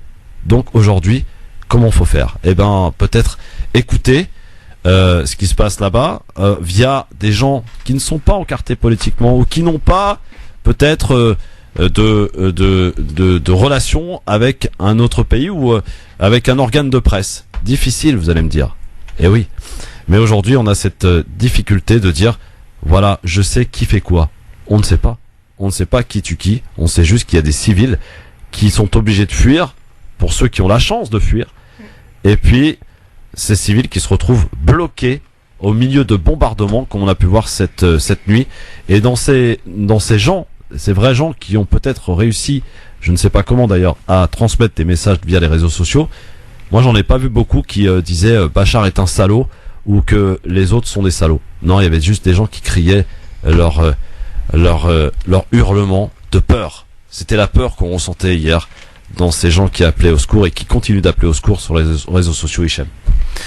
Écoute, pour en revenir un petit peu sur ce que tu dis, c'est vrai que le traitement de l'information est très très compliqué, puisque là aujourd'hui avec un téléphone on peut devenir entre guillemets un pseudo-journaliste. La grande problématique que tu soulèves, c'est l'information, alors la véracité de l'information, la source. Tu sais, comme en islam par exemple, quand tu cites quelqu'un ou quelque chose ou un verset, tu dois te donner ta source. Là c'est exactement la même chose et ça devient 10 fois plus compliqué sur internet. Pourquoi ? Parce que tu sais, t'as l'effet boule de neige. Une personne va partager, tu vois, et des fois tu peux avoir une information qui datait d'il y a 2-3 mois, qui se retrouve 1 an plus tard encore sur internet et qui va recréer un buzz par exemple, ou faire ce qu'on appelle un hoax, des purs mensonges. Et le problème c'est que là on a des gens qui souffrent, on sait que t'as des gens qui meurent, qui souffrent. Bien entendu, personne n'est en cause. On sait plus ou moins qui fait ça, tu vois, on sait pourquoi aussi. Le problème c'est que arrivé un moment, on est tellement, comment dirais-je, submergé par l'information, tu vois. Et en plus de ça, t'as les masses médias qui s'amusent aussi gentiment un petit peu à comment dirais-je, donner un angle, voilà, un angle qui peut être arrangeant pour un gouvernement ou un autre ou une coalition. Et il est encore plus difficile de vraiment avoir un avis, comment dirais-je, pas tranché, mais plutôt un avis objectif sur la situation réellement. Et pour moi, c'est très difficile. Aujourd'hui, là, je tire un petit peu ça sur le personnel. Sur internet, on y trouve tellement de choses, surtout sur Facebook, que je sais qu'hier il se passait quelque chose. Enfin, il se passe déjà depuis 5 ans, je crois, quelque chose en Syrie. Et hier, concrètement, on a senti qu'il se passait quelque chose de nouveau, ou il se passait quelque chose de plus grand. Et volontairement, j'ai pas regardé. En tout cas, de plus grave. Voilà, de plus grave, voilà. J'ai pas regardé. Tout simplement pourquoi ? Parce qu'à un moment, tu ne sais pas. T'as tellement d'informations que finalement, tu n'apprends rien. Donc, ok, des gens meurent, des gens crient, des gens téléphonent. C'est amusant ce que tu dis quand tu dis que là, il y a plus d'électricité, il y a plus d'eau, mais les gens arrivent à envoyer des limites, enfin, des sur Internet. Et ce qui est marrant, c'est qu'on a pu voir des vidéos hier. Il doit y avoir quand même des poches, ou à mon avis, il y a quand même peut-être des réseaux je qui sais sont pas, toujours là, tu vois, mais. Je suis pas là en train de remettre en cause. Bien sûr, je suis d'accord avec toi. Mais quand on voyait, par exemple, ces vidéos, moi, je me souviens d'avoir vu une vidéo, donc ces gens qui débutaient tous cette vidéo par cette phrase, c'est probablement la dernière fois que je vous parle, que je m'adresse à vous. Oui, c'est vrai, j'ai vu voilà, derrière eux, on entendait des tirs, des bombardements. Moi, ça me questionne, ça m'interpelle. J'aimerais juste te dire quelque chose. Il y a aujourd'hui l'information, la désinformation, et la surinformation, puisqu'on est spammé, et la surinformation de désinformation. C'est ce qui fait que c'est très difficile d'avoir un regard, comme le disait si bien Hicham, d'avoir un regard objectif. Et quand bien même on aurait un regard objectif, est-ce que ce regard-là changerait la situation ? Est-ce que ce regard-là permettrait d'assainir l'information ? Donc et ça me fait penser un petit peu à ce qui se passe du côté de la Corée en fait, tout simplement, hein, où on sait que il y a des choses.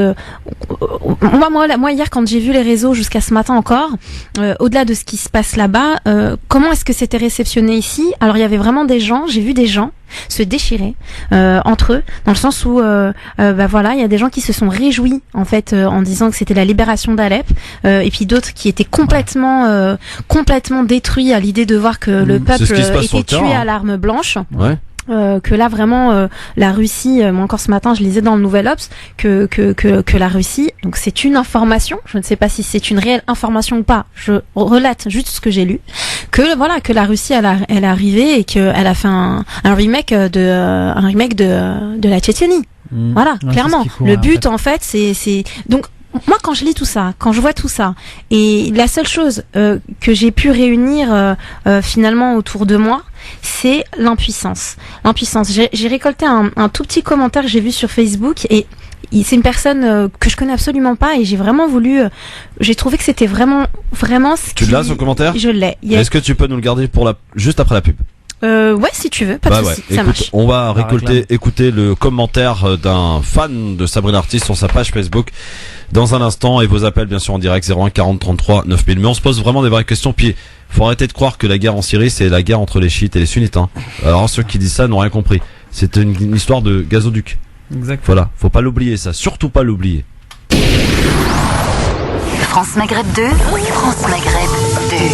Sur 99.4 FM, sur 99.4 FM à Metz et toute sa région. Oui, il est toujours utile de bien rappeler sur quelle radio vous êtes, c'est-à-dire France Maghreb 2, parce que méfiez-vous des imitations, ici c'est l'original. C'est le grand forum LGF sur France Maghreb 2 tous les jours dès 16h avec Sabrina Artis qui est avec vous, avec Hicham Terak qui est avec vous aussi. Enchanté. Jusque 18h30. Donc nous parlions, quand je dis bonjour tout le temps, Christophe. Nous parlions de Alep, bien sûr, et de cette tragédie, hein, donc du côté de Alep. On va vous écouter dans un instant, mais je voulais aussi vous rappeler que je vous ai parlé donc de ce qu'on en a pu voir. Ça, c'était sur les réseaux sociaux hier du côté de Alep Est, mais par contre, alors attends, je te coupe. Ouest, le petit commentaire que j'ai relevé. Ah oui, le petit commentaire, oui, merci. Absolument. Qui je trouve finalement est très représentatif en tout cas de ce que moi j'ai ressenti, et je pense qu'on est beaucoup dans ce cas. C'est très simple, c'est quelqu'un qui met je me sens tellement inutile que j'ai honte d'en parler. Et ça reflète vraiment une petite photo aussi que j'ai partagée. C'est un dessin du Buisson où on voit deux petits bonhommes qui sont en train de marcher clairement sur des cadavres pleins de sang. Je l'ai vu, ça. Et puis alors ils sont en train de discuter, et puis blablatent, hein. Le problème avec la Syrie, c'est que ça soulève tout un tas de problématiques géopolitiques délicates, et l'autre qui répond mais il faudrait quand même réagir, non? Puis l'autre il dit oui, et se mettre Poutine à dos, mais t'es malade. Ah mais ouais, mais c'est un vrai massacre. Puis l'autre il est là, ouais mais on peut pas toucher à Assad sans toucher à Poutine. Ouais mais ce type c'est un boucher. Et puis continue à parler, puis t'as des petites voix en fait, les cadavres qui sont là, aidez-nous. Et puis t'as l'autre qui est en mode ouais mais 2 secondes là, t'as pas vu qu'on est en train de discuter? Puis ils sont encore en train de marcher sur les cadavres et continuent. Et puis plus on s'en mêle, plus on se tient responsable des migrants, plus on doit en accueillir chez nous. Non mais c'est pas possible là, avec l'austérité c'est chaud. Le mieux c'est qu'on se réunisse encore pour en discuter, c'est tellement sensible. Bah ouais, une mauvaise décision pourrait avoir de graves conséquences. Et ils concluent. Ils ont fini en fait leur petite, je mets des guillemets, balade sur ces cadavres plein de sang, sur ces gens en train de mourir. Puis il dit ouais t'as raison, c'est bien trop important pour être pris à la légère. Et en fait je trouve que c'est vraiment ce qui se passe, c'est que j'apporte un petit regard critique sur le fait que je sais qu'on peut rien faire, hein, donc je suis pas en train de dire ouais on parle et puis on fait rien, je le sais, mais je prends le parti de par respect pour ces victimes de ne pas dire plus. Voilà. Ouais. Tout simplement. Alors je voulais vous raconter, avant d'accueillir un auditeur du côté de Alep Est, donc on vous a dit un petit peu tout ce qu'on a pu voir et qu'on continue de voir donc sur les réseaux sociaux et à travers tous les médias qui sont pas vraiment indépendants mais surtout orientés. Par contre du côté de Alep Ouest, donc côté repris par l'armée syrienne, et bien là du côté de cette partie de Alep, c'est la célébration. Manifestation de joie, des scènes de liesse populaire que l'on a pu voir, des Syriens pro-Bachar al-Assad fêtent la reconquête de la deuxième ville du pays. Pour Elia Kajamini, habitante d'Alep Ouest, soutien du régime de Damas, donc l'armée syrienne peut peut être fière de sa victoire. Elle débarrasse Alep des terroristes. Seul regret, n'avoir pas pu sauver ces milliers de civils syriens à Alep-Est. Pour lui, leur mort n'est pas due au bombardement, mais elle est à mettre sur le compte des rebelles. Écoutez son témoignage.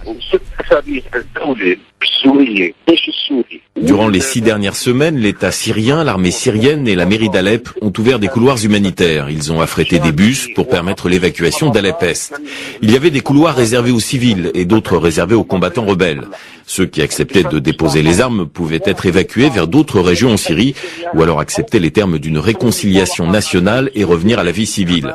Seuls quelques civils sont finalement parvenus à emprunter ces couloirs et s'échapper de l'enfer des zones rebelles.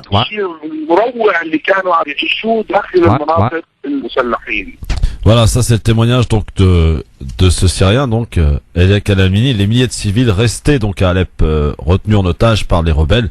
Tous ceux qui tentaient de fuir, de quitter les quartiers orientaux étaient, selon lui, exécutés par ces combattants de l'opposition qui ont donc commis, là aussi, des ravages. J'ai une question. Oui. Que fait l'ONU?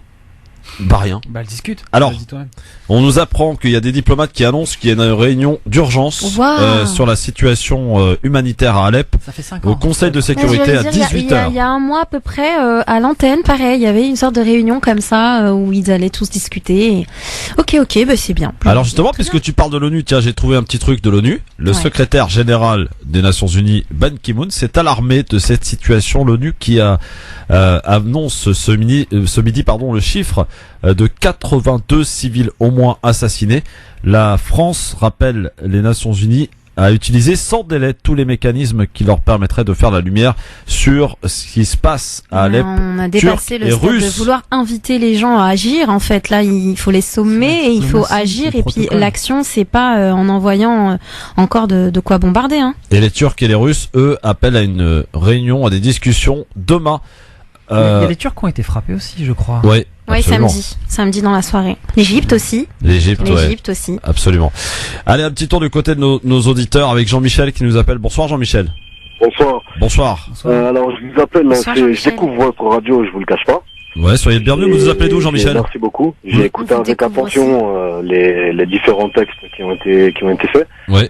Donc j'ai trouvé ça très pertinent, mais il y a un petit truc qui me dérange en fait. C'est un petit peu, alors je mets des guillemets au mot que je vais employer, c'est un petit peu la propagande que vous employez pour inciter les gens à voter en fait. Et j'ai un réel problème avec ça parce que de faire ce que vous faites en fait, ça va un peu à l'inverse de la démocratie, de vouloir imposer aux gens de prendre la carte d'électeur comme ça. Et en fait, faudrait peut-être que déjà nous-mêmes, en tant que citoyens, on se pose la question de savoir si on peut pas déjà à notre niveau agir au lieu d'attendre après les autres qui sont toujours les mêmes. C'est une façon d'agir. Soit la gauche, soit la droite. Et le souci, c'est que tu es dans un système qui justement te demande de fonctionner comme ça. Tu vois ce que je veux dire? Aujourd'hui, on a beaucoup de gens qui sont là en train de se dire ouais, mais bon, là-haut, ils nous écoutent pas. Bah justement, est-ce que alors là aujourd'hui on parle du vote, mais on peut toujours sortir dans la rue, manifester, mais il y aura pas plus fort que tu sais une petite enveloppe dans une urne. Tu vois ce que je veux dire ou pas? Je suis pas d'accord. C'est nous qui avons le pouvoir, c'est pas eux. Oui, mais justement, on les a. T'as le pouvoir de rester inactif, c'est ton problème, hein, Jean-Michel. Le fait excuse-moi, je te coupe. Mais le fait de voter toujours pour les mêmes technocrates, ça n'avance absolument à rien, que ce soit la gauche ou la droite. Moi, je te prends un exemple simple, tu vois. J'ai travaillé 15 ans dans le social, d'accord. J'étais dans une asso, on s'occupait de jeunes du quartier, jeunes ados, jeunes adultes. Il a fallu que ce soit un gouvernement de gauche, dans une mairie de gauche, pour que je perde mon emploi. D'accord. Tu vois. Donc, pour moi, gauche ou droite, ça n'a absolument aucun intérêt. Qu'est-ce que tu proposes alors? Pardon? Qu'est-ce que tu proposes? Bah, en fait, déjà, moi, tu vois, j'ai pas le pouvoir de proposer quelque chose. Moi, je fais des actions citoyennes. À mon niveau. Et qu'est-ce que tu comprends pas dans le fait que c'est une action citoyenne aussi qu'on essaie de mettre en lumière, tout autant que d'autres actions citoyennes? Mais en fait, au final, moi, j'aimerais bien que les auditeurs un petit peu s'expriment là-dessus, sur leurs conditions, que ce soit des immigrés, des fils d'immigrés ou des gens comme moi, tu vois, et qui fassent le constat en se disant, est-ce que ça m'a apporté quelque chose de voter depuis 10, 20, 30, 40 ans? Concrètement, est-ce que notre évolution en tant que citoyen a évolué ou elle a régressé. Si je peux me permettre, ce que tu viens de dire, c'est très pertinent et je t'invite peut-être à le voir de l'autre, tu vois, de l'autre côté, à savoir, donc en vérité, c'est pas là, du coup, on est en train de se dire Mmh. l'outil du vote, du coup, n'a rien apporté. Non, c'est pas le cas. Ce sont les personnes pour qui on vote. Donc du coup, je termine. Du coup, ce qui nous invite là depuis à peu près quelques années à se positionner, non pas uniquement en tant que citoyen dans les urnes, mais à se positionner en tant qu'acteur et élu dans les mairies, et pourquoi pas plus. Aujourd'hui, c'est de se dire, ok, bah voilà, voter ça sert à rien, donc on va arrêter de voter. Non, et de voir le truc de l'autre côté, c'est aujourd'hui on veut voter, mais pour qui? Il y a personne. Donc ça, je suis complètement d'accord avec toi. Je pense que je suis pas la seule. Par contre, c'est de se dire, bon bah maintenant, on a besoin d'une personne, voire plusieurs, ou d'un parti, voire de plusieurs partis, qui sont à l'image de ce qu'est de ce que sont les attentes et les problématiques et les ambitions. Il n'y a pas que des problématiques en France. Et c'est, tu vois, c'est finalement on a le même constat, mais pas le même regard. En fait, c'est après bon, je sais qu'il y a d'autres personnes qui veulent intervenir, donc je ne veux pas monopoliser l'antenne. Mais concrètement, c'est là les gens qui se présentent, d'accord, que ce soit les communistes, les socialistes ou la droite, enfin, nommons-les comme on veut, ils ont tous le même programme politique à quelques exceptions près. Ouais. Donc là, quand vous dites comme ça aux gens, moi je me permets juste d'interagir par rapport à ça.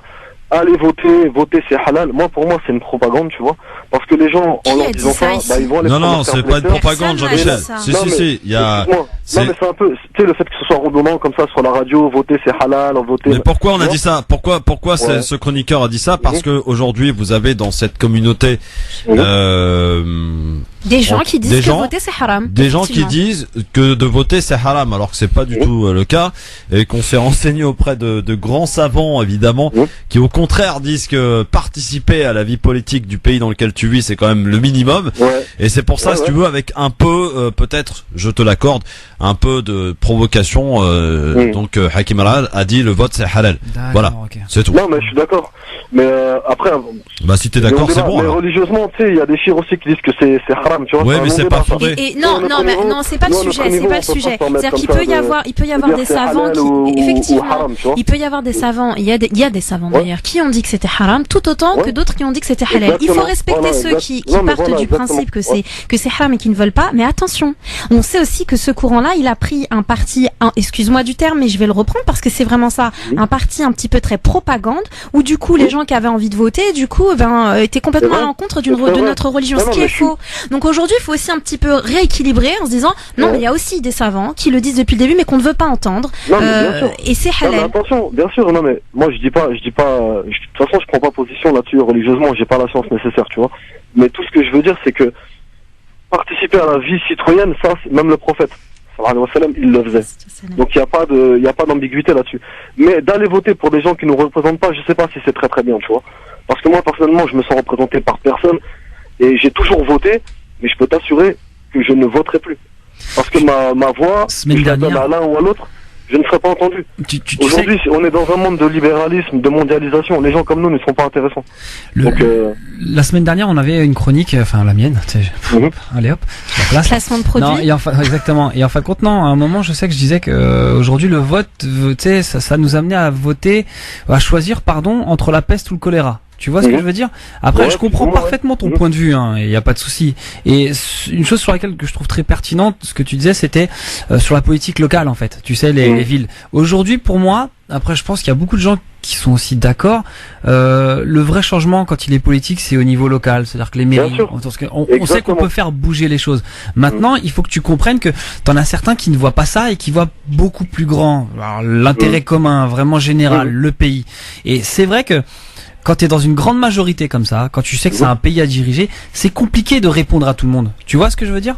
Maintenant, oui, mais c'est facile de dire ça, excuse-moi. Non, mais parce que c'est un constat. C'est facile parce que c'est un constat. Tu vois ce que je veux dire? Non, mais en tout cas, Jean-Michel, pour en finir, moi je te dirais juste un truc et je l'assume pleinement. C'est avec des mecs comme toi que le changement se fera jamais.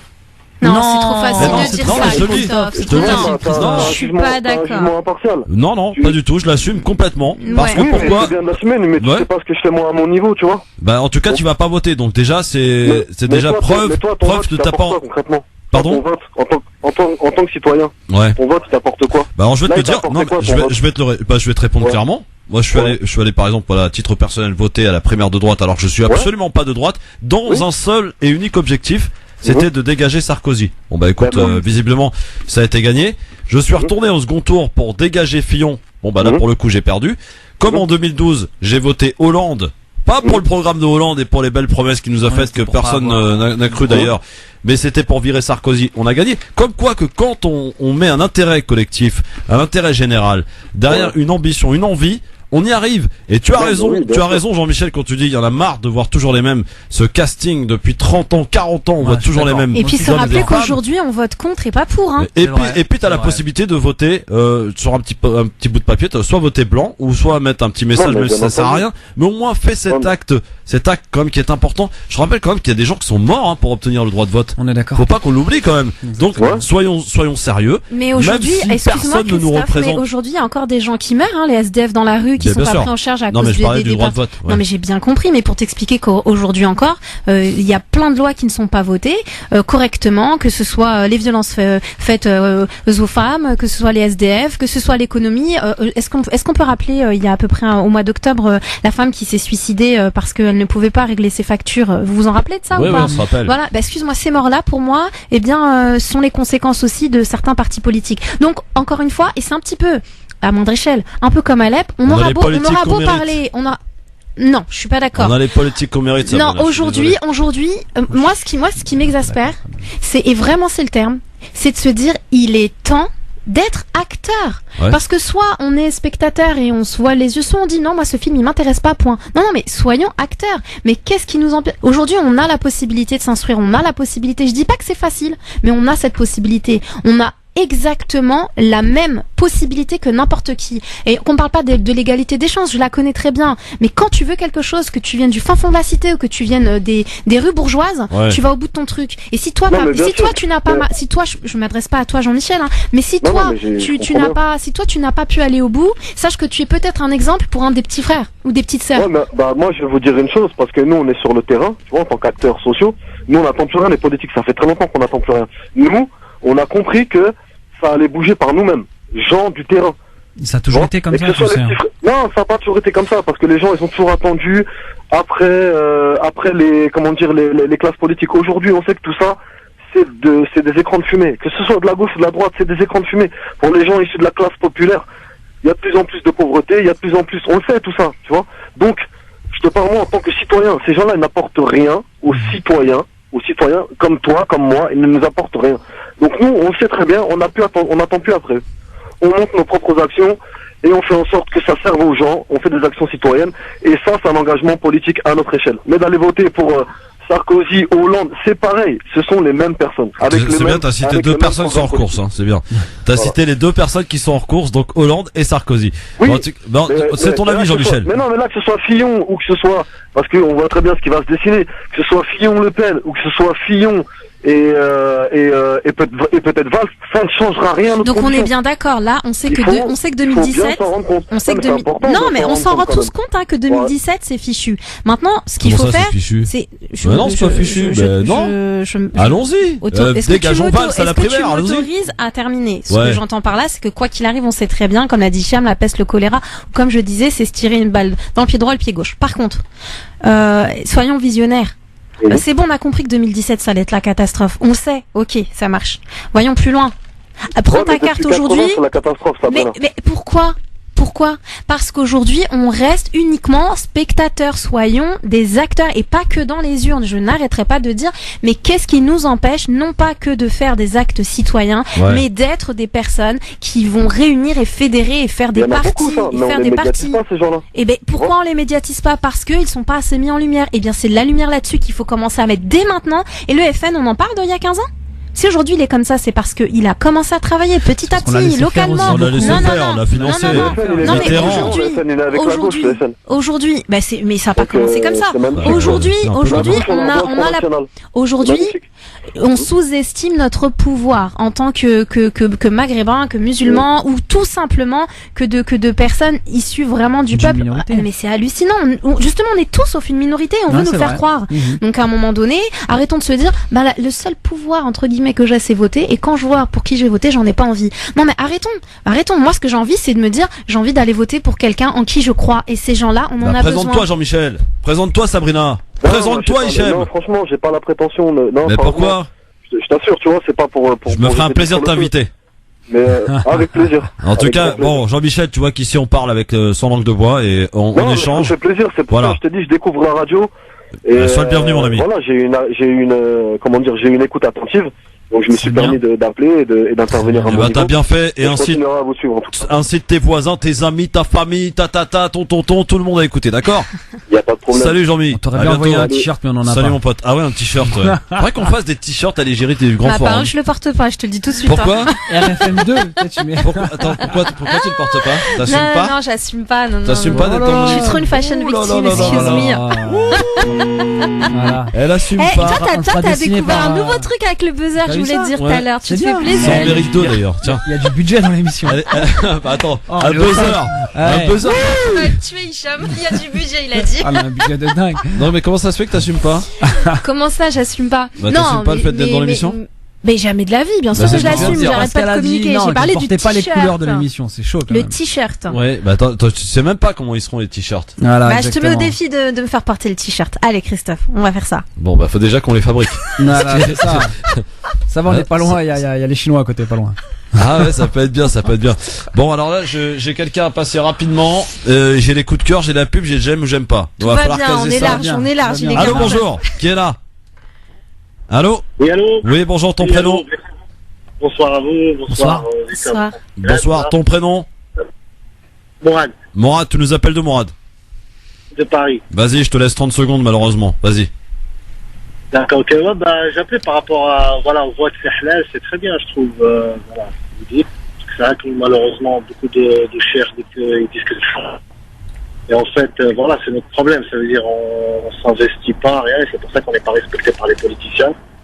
Et c'est vrai que j'invite tous les musulmans à se mettre à voter. C'est vrai que je rejoins ce qu'il dit Jean-Michel pour voter pour qui.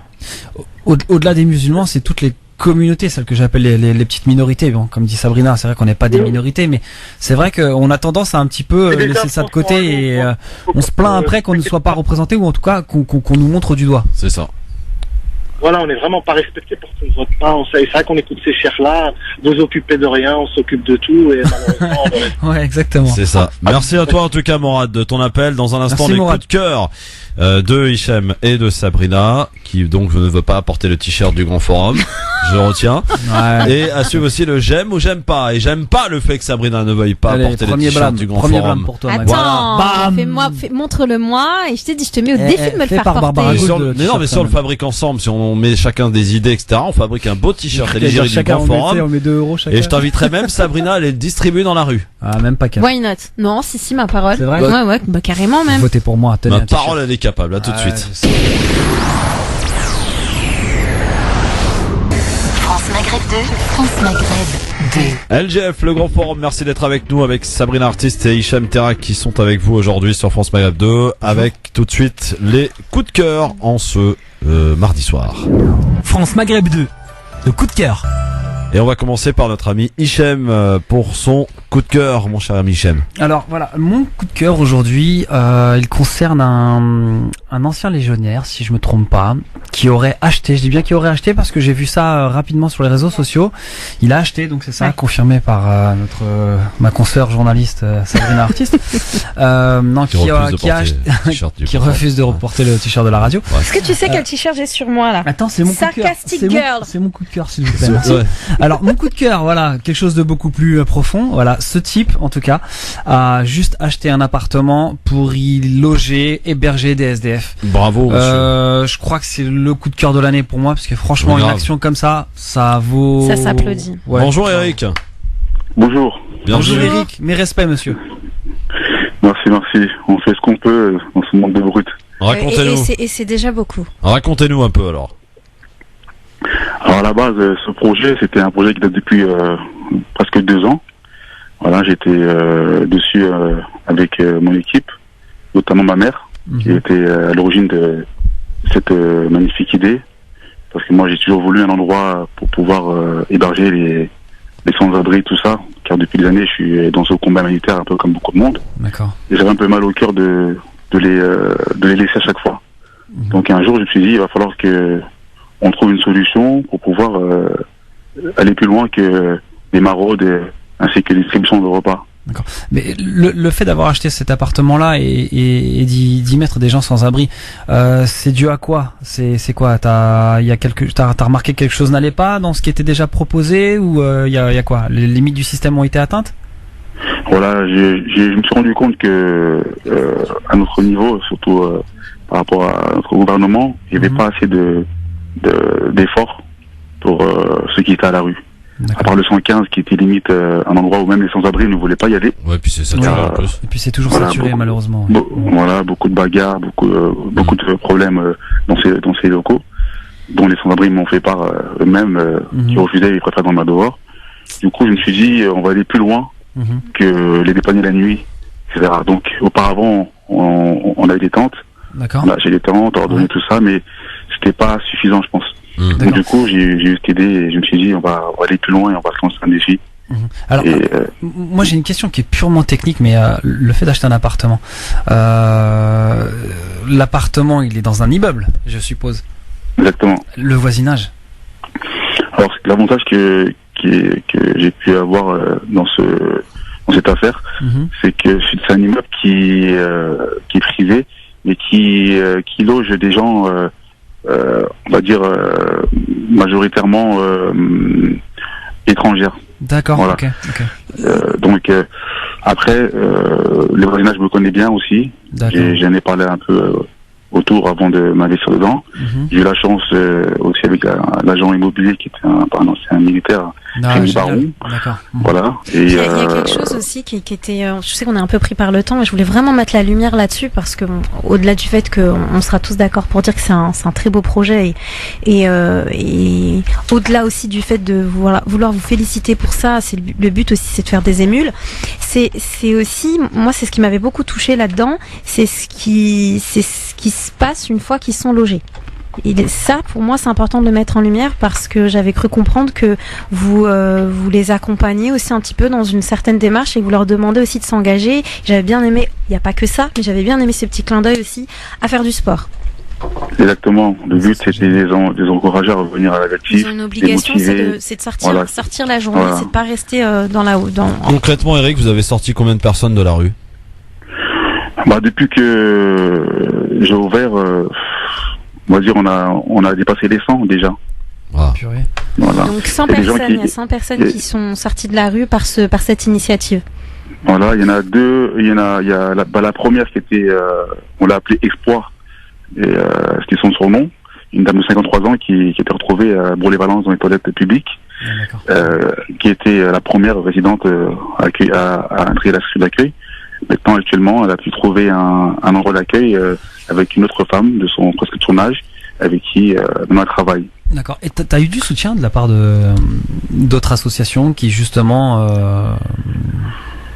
Après, par rapport à mon projet que j'ai lancé, j'étais seul et j'avais besoin d'un conseil et j'ai eu ma mère en fait parce qu'au départ ce projet c'était pour ma mère et du coup je lui ai dit je tiens absolument à le réaliser, ce rêve en fait, et elle m'a dit tu as raison, lance-toi et ensuite fais les choses bien dans les règles. Donc du coup j'ai dû créer une association. D'accord. Car avant j'étais un peu dans l'ombre depuis des années. Voilà, j'étais un peu solo avec mon armée. Quand je dis ça, c'est ceux qui me suivent sur Facebook, etc. C'est les bénévoles. Est-ce que tes bénévoles, tu les appelles des soldats, c'est ça, si je me trompe pas? Ouais, voilà, les bénévoles, c'est des soldats.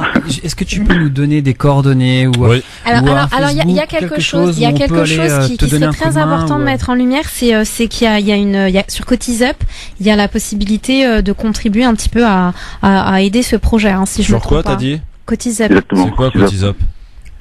C'est un lien en fait, un site où on a fait une Est-ce que note. tu peux nous donner le lien? Alors c'est www.cotiseup structure d'accueil SDF. Voilà, soutien d'accueil SDF. Voilà, structure d'accueil SDF sur Cotiseup. Est-ce qu'on peut en retrouver sur une page Facebook, un truc comme ça peut être plus simple? Oui, la mienne, Eric Levondois. Eric Love.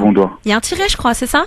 Oui, un tiret, Voilà, Eric, un tiret, Love, Love, Attends, ma page Facebook. on va les player parce que c'est très important, comme ça j'incite tous les auditeurs qui nous écoutent là, ils sont nombreux à cette heure, c'est Exactement. 18h, vraiment encourager ce monsieur qui avec sa maman ont fait preuve d'une initiative magnifique, sans personne, et humaine. citoyenne et humaine. Vous voyez que chacun peut faire quelque chose finalement avec ses moyens, avec ses possibilités.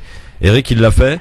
Et je compte sur vous pour vraiment aller l'encourager et aller liker son Facebook. C'est une page, c'est quoi?